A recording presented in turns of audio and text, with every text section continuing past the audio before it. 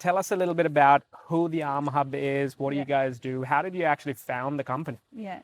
So that demand that came from so many other industry sectors, so manufacturers, but across industry sectors, really signaled to us and the research sector we needed to fill this gap. So the company was formed really with that industry driver and industry saying, yeah, we need an industry-based facility where we can come and we can test things, where we can access the experts, where we can, solve the problem. So it did take us a couple of years.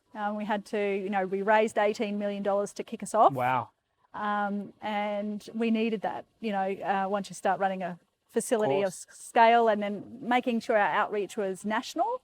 Of course, then having a really embedded part to play in the ecosystem here in Queensland as well. So it's an independent, not-for-profit company, which is registered as a scientific organisation and a charity